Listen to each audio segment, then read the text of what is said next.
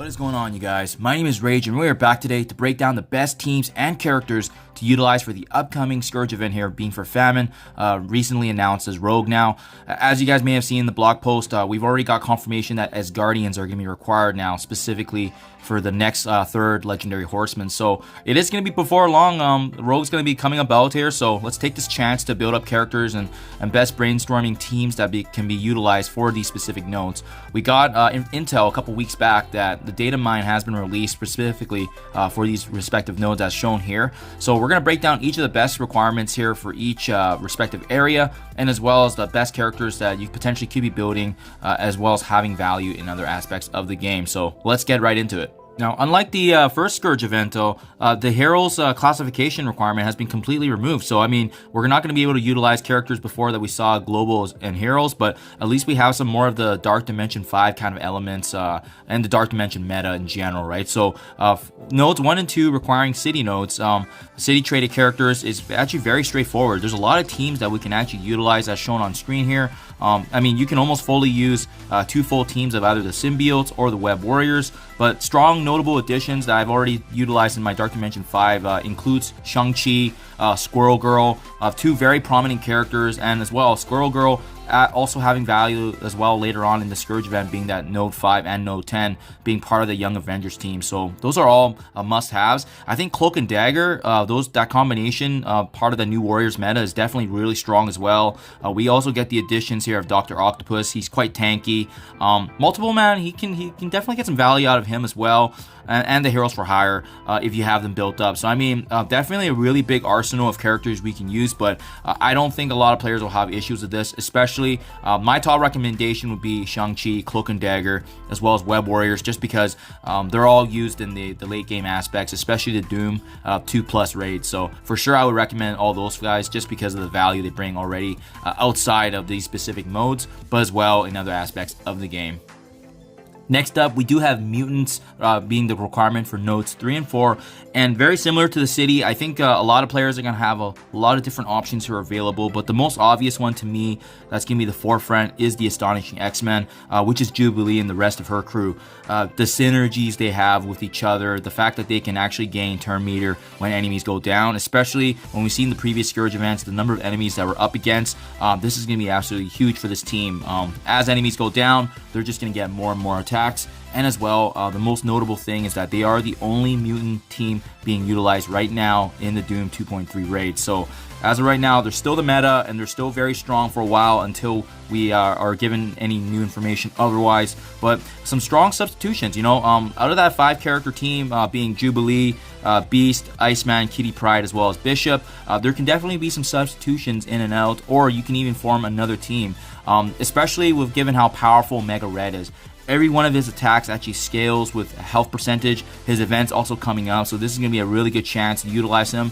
I also just recently brought him into Dark Dimension 5, and he's just been an absolute must-have. I can't wait to use him in the legendary nodes that's coming up. So that's really the strong recommendations there. If you guys have Emma Frost, Mr. Sinister built up, I always like the utility these 2 characters can bring just because they have sustain, they have healing. Unfortunately, they don't have a lot of damage, but you might be able to supplement that with other characters, such as notably before here Omega Red.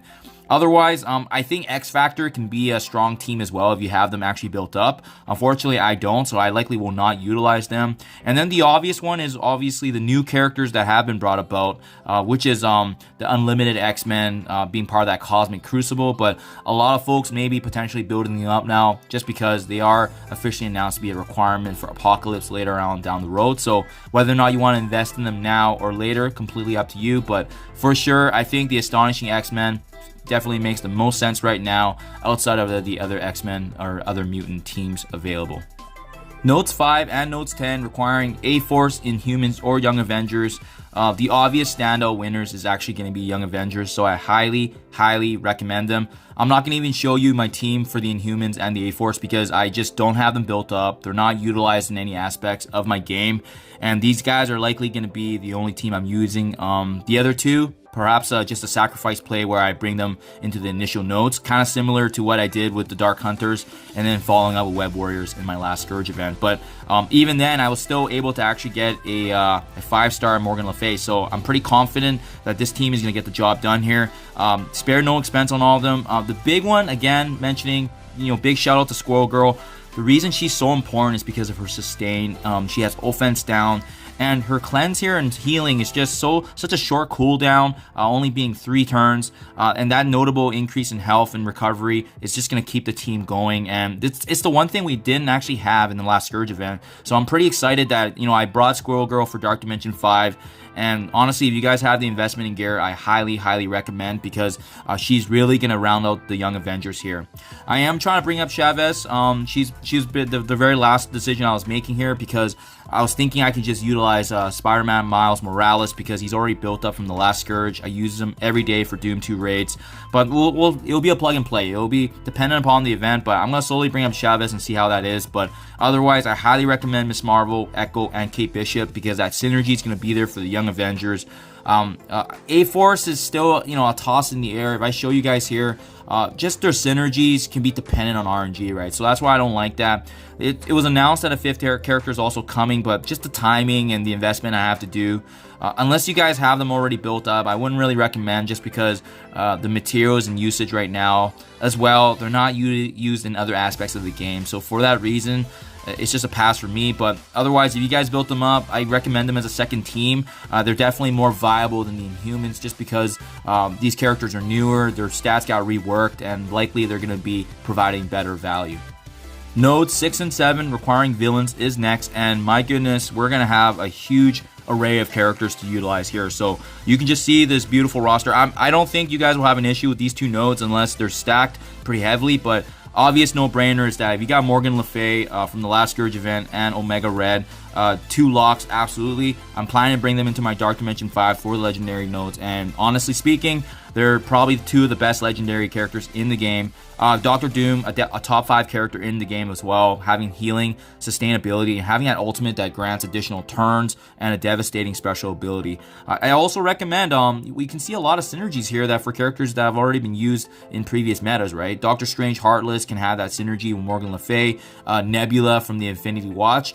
She's not going to have much synergy here just because her fellow Infinity Watch isn't really with her. And as well, maybe the lack of synergy, but she has assist attack, she has a revive. If you guys have her built up really strong, maybe that's a viable sub in. Lady Deathstrike. Now, this is a character I'm using right now in the global nodes, and she's been super fun. Just the fact that she has turn meter reduction, she can do a lot of damage with her bleeding. And as well, surprisingly enough, her passive Murderous Intent just gives her a decent amount of sustain that you don't really need to worry about her or having a character to help sustain her HP just because of that evasion and death proof being granted. Those are the obvious standouts for me. But otherwise, some other strong notable additions. You can start using some of the city characters we talked about earlier. Carnage and Venom being part of that symbiotes if you have that. I think Hela is always strong in terms of being able to spread negative conditions. She's got good synergy across any kind of allies that can inflict negative conditions. Minerva, I use her in Doom 2 raids as a revive and healing. She's pretty good overall, but she's really squishy. So if you see that there's a node where maybe potentially you need some more sustain, that can be that slot in for Minerva. And as well, Agatha Harkness being part of Darkhold. So you can definitely use her with Doctor Strange Heartless as well as Morgan Le Fay having that Darkhold synergy. But otherwise, those are the standouts for me, you guys. Ultron, good support if you haven't built up. But these are all everyone that I recommend, just high level from what I can see. And we see again that Emma Frost, Mr. Sinister combination, but there's just too many powerful villains that we should take precedence over, especially those first 3 I talked about, Dr. Doom, Morgan Le Fay, Omega Red. That's going to be an absolutely devastating combination regardless of the enemies that we face up against. Last but not least, Cosmic Mystic. So this is where it's going to get the most interesting because it does limit us in the sense that generally cosmic characters are the most powerful, but the fact that it's Cosmic Mystic, you know, it does limit our selections a little bit. You can see Heimdall, Mighty Thor being part of that new meta for the Asgardians being available, and we also see Thor here. So, you know, he's one of the few characters I actually have a set in red, maybe something I potentially would work on, but it's hard to dismiss the combination of Cersei and Icarus, both of them being that Cosmic and Mystic, and I am planning to bring them into my Dark Dimension 5, hence their leveling, so that's why those two are going to be no-brainers. I don't think it's going to be as difficult as the folks are saying, because those two just having that synergy and being able to utilize each other. We got Deathpool here also available and being able to actually grant energy, her passive attacks, and as well her ultimate that can actually finish anybody on the board, so as long as the charges are built up. Adam Warlock, a really good one from the Infinity Watch meta. The fact that he has the double stun and an ability block, so some really decent selection here. We already discussed Doctor Strange Heartless previously with the synergy of the Darkhold. Silver Surfer, another strong character as well. Now that he's available and farmable in the game, this is a great chance to grant up his shards. I've been using him heavily, especially in the Gambit raids right now, and just him having an ability block, heal block, very powerful, one of the fastest characters in the game. So, I mean, this selection is actually pretty decent. And then other notable mentions is Hela, as previously mentioned.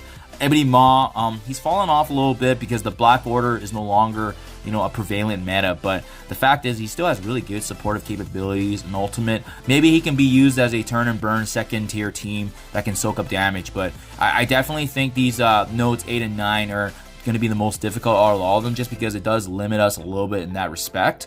But otherwise, yeah, very strong combinations. I feel good about all these different traits that are possible. Hopefully, the Scopely doesn't actually change them on this last minute, but I have a feeling, just given the design, the fact that they've already had to plan out the nodes and how friendly it is, I feel like it's going to be a good chance. Nodes 5 and 10 will likely be the most difficult aspect of the Scourge events, similar to before, but this time we do have a really strong healer, especially if you guys have the Young Avengers built up, with Squirrel Girl being on that forefront. So there you guys have it. I hope this video is able to give you guys some input in terms of the best characters and team combinations to utilize as we wait for the announcement and news of when this Famine event will be available. Thank you as always, you guys. Really appreciate you checking my videos, and as always, I'll see you guys in the next one.